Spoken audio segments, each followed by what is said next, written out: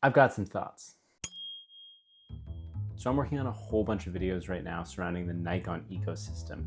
Their camera bodies, lenses, third-party lenses, all that kind of stuff. And the reason this video came up is because I'm working on a review of the 50mm f1.4 from Nikon. And I've shot that on both the ZF and the Z6 Mark III, and I had a very different experience based on the camera I was using.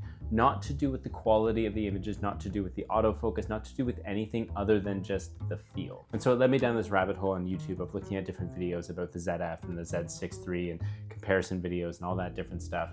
And what's interesting to me is that the ZF is still having so many videos come out that feel kind of relevant, that feel fresh and new. People adore this camera. This camera, however, the Nikon Z6iii, there doesn't seem to be as much fanfare surrounding it. There doesn't seem to be as much kind of like positive excitement around this camera, despite the fact that it is, for all intents and purposes, probably a much more capable camera relative to what you shoot. And I just want to explore a little bit about why a camera like the Nikon ZF has captured the imagination so much, and why the Z6iii, which I would argue is probably the best camera at its price point, isn't getting very much love. The easy argument would be to say that it's because of the form factor. You know, the ZF is this retro style. They took everything that people loved about Fujifilm and made it a full frame, is kind of what people say. Yeah, I mean, I guess I agree with that. I love using the Nikon ZF. It is probably one of my favorite cameras I've ever used, but I will say that I think Fujifilm actually did a number of things better when it came to the ergonomics and the feel and the usability of their cameras. And I think that's because it wasn't their like first, or I guess in Nikon's case, second foray into doing something like a mirrorless retro style camera.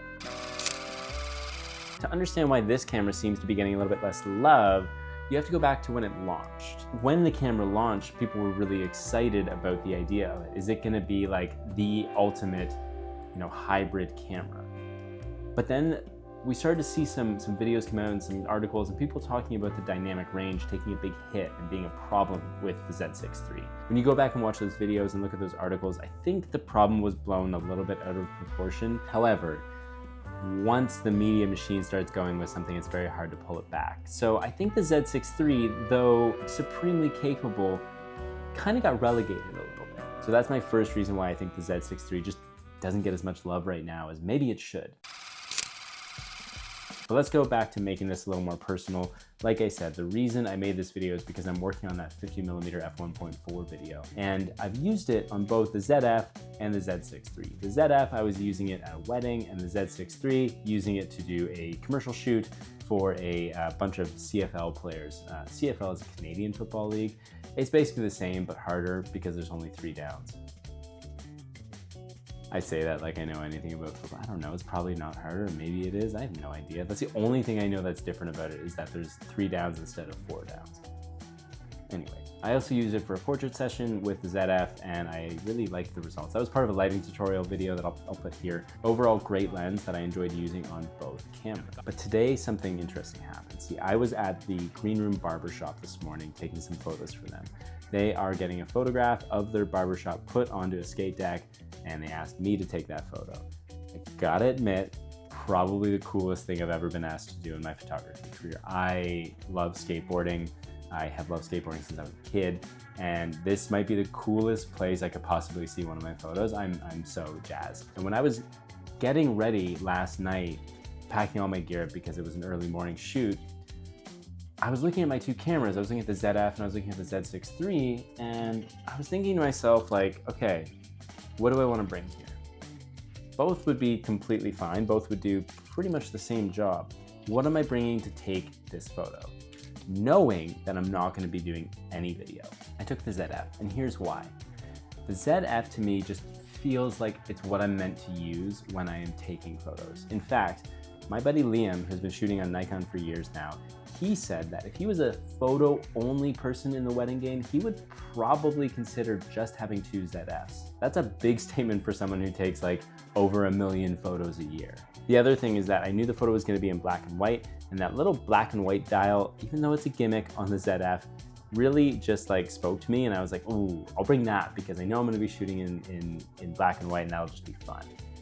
Could I have done that with the Z6iii, just thrown it into monochromatic? Yes, of course, I know. But that's the thing, is it's like, we feel compelled to certain cameras for various reasons. Now let's roll back to yesterday. I'm shooting these CFL players. It was predominantly video, as well as doing, you know, a bunch of photos. I took maybe 300 or 400 photos and a bunch of video clips. I knew I needed a really easy hybrid solution. And I had my choice. Do I want to use the ZF or do I want to use the Z6iii? Obviously, I took the Z6iii. Why?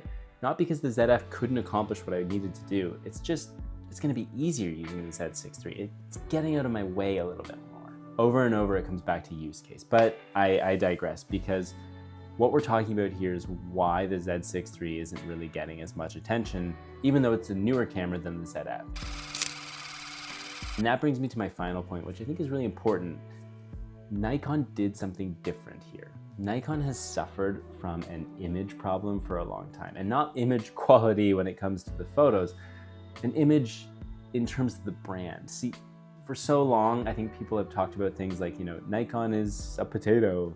Nikon is just for like old white dudes who want to do birding.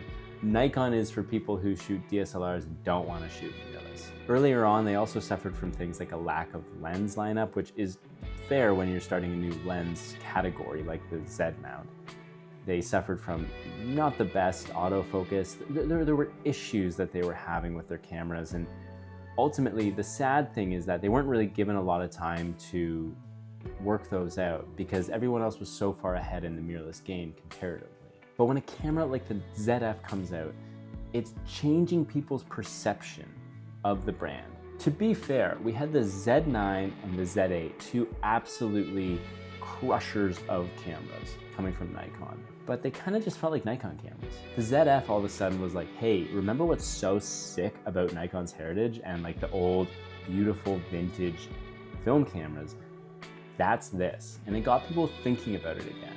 And I actually think that Nikon rode that wave into the Z6iii, because sales of the Z6iii, from what I can tell, are very positive, and it has helped, along with the ZF and the Z8, to reshape how people are perceiving Nikon. However, when you pick up this camera, you can't help but feel like you're shooting on a Nikon camera. And that's not a bad thing, it's just, it's a thing. But the reality of the situation is that Nikon has had a lot to overcome over these past few years, and the ZF just did that in a really strong and cool and sexy way that the Z6iii simply can't, because it doesn't look like that. So is it all looks? No, it's a feeling, it's what it meant for the brand. And I think the Z6iii was overshadowed by the ZF, even though it came out later and it's greater in a lot of ways. So if you want to know more about this camera and my experience with it, stay tuned. I'm going to have an initial impressions video of this. The ZF 3-month review is going to be coming up, all the lens reviews. So stick around if you want to learn more, and let me know what you think. Does that make sense to you? Is this resonating with you in any way about Nikon? I like every camera brand. I think they're all great. They all do cool stuff because they make cameras, and I love cameras. But I know people feel some kind of way about a lot of different things. I'm curious what you think. Thanks. Peace.